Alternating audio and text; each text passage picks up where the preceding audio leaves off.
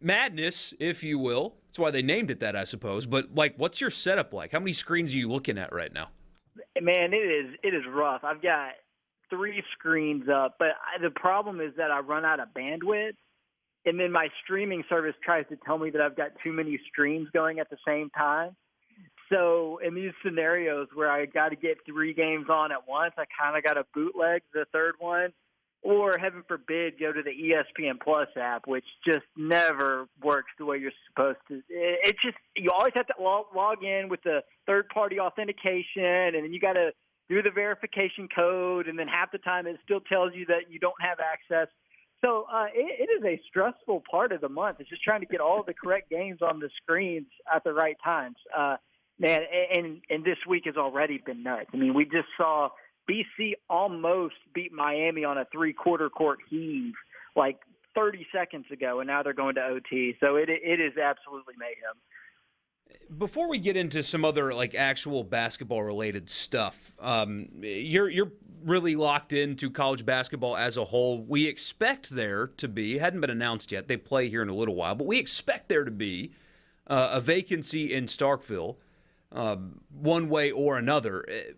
If you're John Cohen, if you were in his shoes, who are the kind of guys that you've seen in college basketball running, whether it be a mid-major or something, that you would target if you were making that decision, hiring a coach in the SEC? What names should people be interested in out there right now?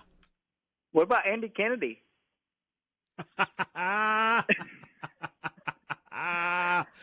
man, that'd be so much fun. I mean, yeah, tell me he's not doing a great job at UAB. He is. And I think what Kermit Davis's tenure at Ole Miss teaches us is that the job Andy Kennedy did at Ole Miss was actually pretty good. And I think most people agree with that. But when you don't get to the NCAA tournament very often, things sour. And it doesn't mean that he did a poor job at a place that most view as slightly under-resourced in terms of SEC basketball.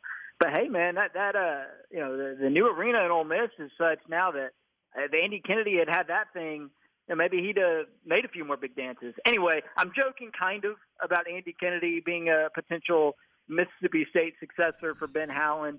I think Mississippi State is a program that probably needs to look in the mirror a little bit. They got their baseball national championship. They've had some more success in the last decade in football. Are they ready to commit and step up and really fund the sport of basketball? Or are they content for it to be the clear third and maybe even the fourth most important sport there? Because women's basketball is also very important at Mississippi State. So where does men's basketball fall in the hierarchy of things that they care about in Starkville? And if the answer is not very high, then you kind of have to go for a mid-major coach, and you might not even get the cream of the crop mid-major coach. One name that comes to mind right now is Matt McMahon at Murray State, who has proven time and again that the success he's had there is about more than just Ja Morant.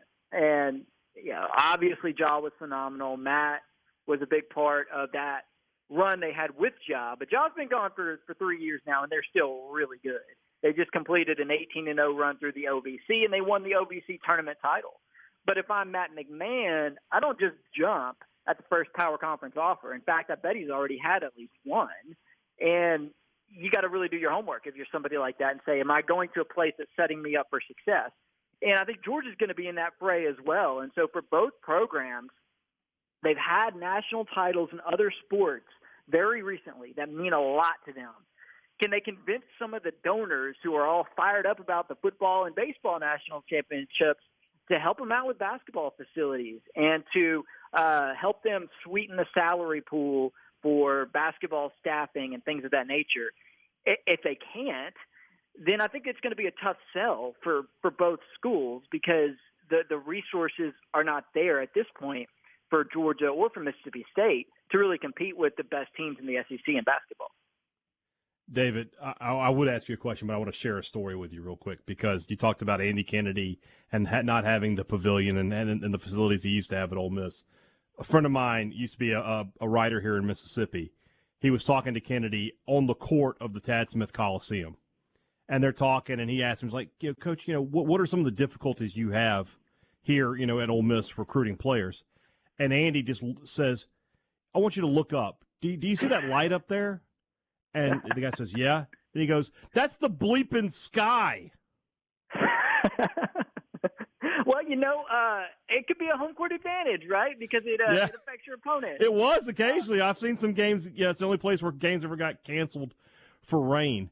Couple of names that I've seen for Mississippi State as far as hot boards, people trying to get an idea of where they might look. Bob Ritchie over there at Furman, Chris Jans, New Mexico State. Andy Kennedy's name has popped up here and there. Are Jans and Ritchie viable candidates for State in your opinion? Yeah, absolutely. I mean, Furman's perennially among the best teams in its league. They always seem to fall just short of making the NCAA tournament. That was the case a few days ago. They were the team that got beat on the buzzer by Chattanooga in the SoCon tournament title game. Yeah, he's run a really solid program at Furman. It's just such a huge step up from a recruiting standpoint when you go from a mid-major college basketball conference, and I would even say the SoCon being more like a low-major type of job, to now trying to get in the mix for top 100, top 150 type prospects. And Ben Howland actually recruited pretty well. I mean, that was no surprise, but the on-court stuff, it just wasn't quite there. And he's not done yet. I hadn't seen anything about his future, but certainly was hoping that this season, with the talent they had accumulated via the portal, with Iverson Molinar back, was hoping this season would go a little bit differently for Mississippi State. So it's a question of, you've gone the retread route already. A lot of SEC teams have done that and had mixed results. So I agree that the young up-and-comer or the mid-major or low-major rock star is probably the way to go. But the key or the trick is to find somebody with that recruiting experience at a high major level, and somebody who's maybe been on a high major staff and jumped at an opportunity to go be a head coach and run their own program at a lower level, because then you've got the best of both worlds. Then you've got that recruiting experience that you need at the Power 5 level, and you've also got the experience running your own program. That's a really solid starting point, is if you can find somebody who checks both those boxes. David Cobb from CBS joins us on the Farm Bureau phone line. David, we got about a minute 30 left before the music will start. Mike White loses today to Texas A&M. I know the Aggies are playing better. Is he done at Florida? Is this it?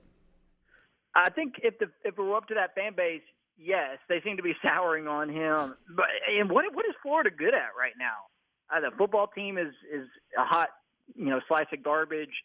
The baseball team with Kevin O'Sullivan's been down as of late, and basketball is likely not going to the NCAA tournament. So what is Florida good at? I don't know. It's interesting. Mike White, tough act to follow with Billy Donovan, no doubt. He's a name that, it seems people might be interested in him getting back to Ole Miss at some point.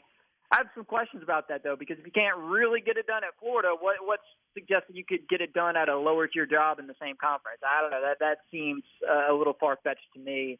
I wouldn't be stunned if he's back. I wouldn't be stunned if he gets another year. He hasn't been terrible. It's just been tough to follow Billy Donovan. Last thing, if you had to pick one team in the SEC that makes a Final Four run, possibly winning a national championship, is Kentucky the obvious answer? It is, but I think it's Auburn, because I think the Tigers are going to get their guards going back in the right direction. When they were beating everybody in the SEC, Wendell Green, Katie Johnson, Zep Jasper, they were balling out. As of late, they've been struggling a little bit. But those guards, man, I like them. And I know people are down on them right now, but I think the way that they play and the fearlessness that they play with suggests that they've got some big moments ahead of them this month. David, thank you so much for joining us, man. I appreciate your